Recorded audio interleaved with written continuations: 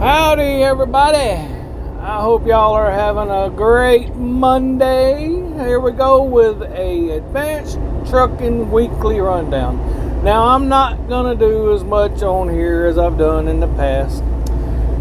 One reason is it was a pretty awful week.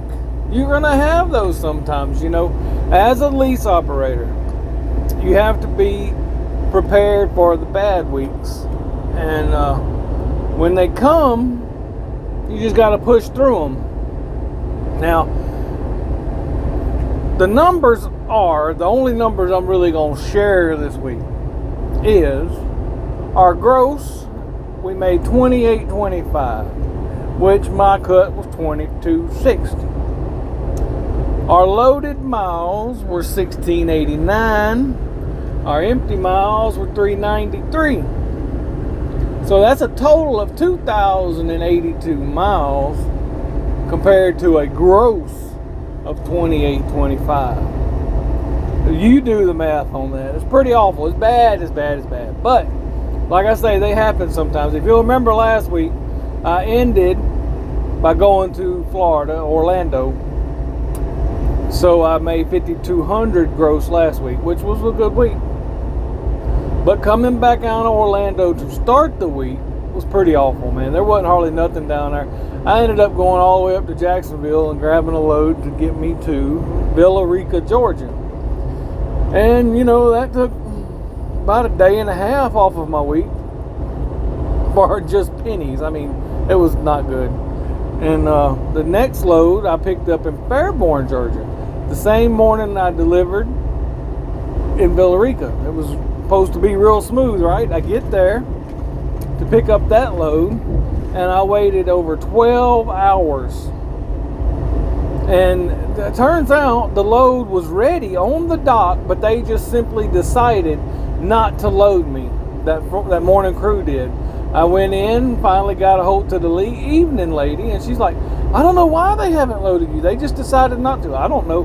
I go in, I try to have a good attitude, I try to smile, I try to talk to people, but apparently they didn't like me or something because they decided not to load me. The paperwork was there on the dock, the load was there on the dock all day. That is going to happen to you sometimes in trucking. If I was probably in a better position, I'd have probably left about 3 or 4 hours in. But that's just not something that I intend to do very often. Needless to say, that shipper is on my do not haul list, along with the one I have right now. But the one I have right now is going to be talked about next week. Now, once I finally got that load, it was taking me to Ohio. It was all right money, but I hated to get back north because I was hoping to get a load from Columbus over to Indy, but that didn't happen. I had an issue, had to do a truck repair, and I had to get to Indianapolis because a truck issue. So I ended up deadheading from Columbus to Indy, and like I say, it was just like I was getting whacked with a tire thumper all week. So I got over there at Indianapolis, got all my little stuff done. It's not something that I have to do very often, but this time it had to be done. And so I found me a load going from Plainfield, Indiana, down to Brookhaven, Mississippi, which is about 40 miles from my house. I delivered in Brookhaven, Mississippi on Saturday morning. And no, I got to Brookhaven Saturday morning. I delivered Sunday morning, which ended up causing me to lose church because after I delivered, I had to go get a tire fixed. And sometimes tire repair can be quite awful and time consuming. But luckily it only cost me $50. And so I got the truck back to the house.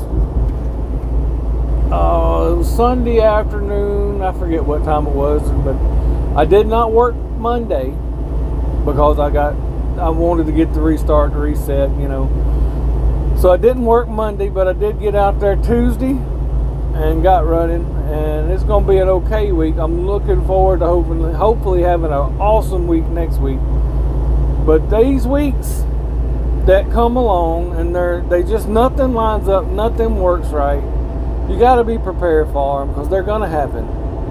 And when you look at it and you say, oh, okay, I made $200 and I ran 2,000 miles.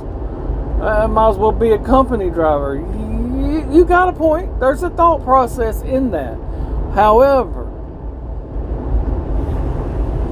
I pick where I want to go. I have a lot more good weeks than I do bad weeks. Bad weeks are occasional, very occasional. You have a lot more good weeks than you do bad weeks. And being able to pick where you go and making decent money along with building equity in the truck. See, each week you're paying that note.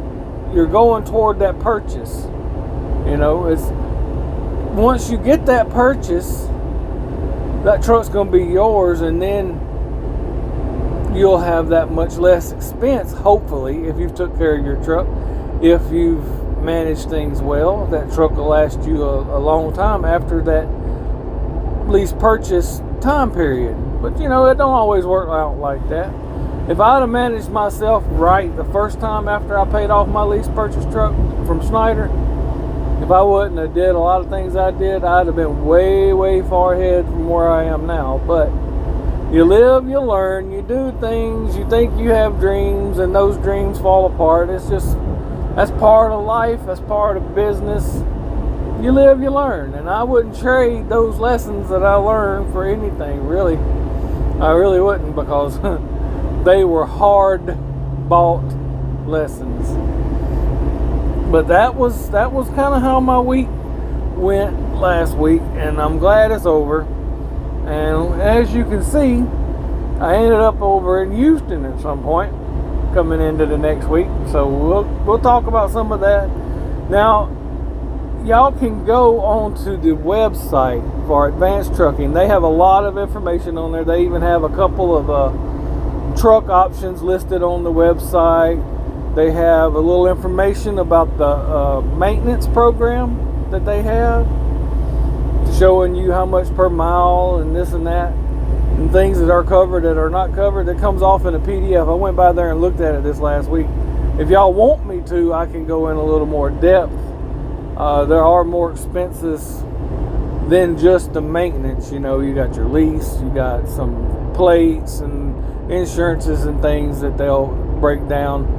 All you got to do is really call them and talk it out with them there in the office, and let them tell you what the expenses are, what they require, and start the process, man. Because if you're a company driver and you're looking and you want to do something for your future, I would recommend going over there and giving it a shot for a while.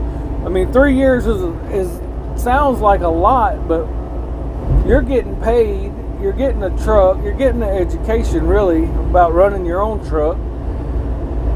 It's better than going to college in my book, because you're getting paid while you're doing it. You get paid good if you run hard and you run smart. You know, I ran some area over the last month where I had a lot of tolls, and that's not my thing. I don't like paying tolls. I think it should be against the law to toll people, because we already pay taxes. But I'm not going to get on that rant. I mean, we can pay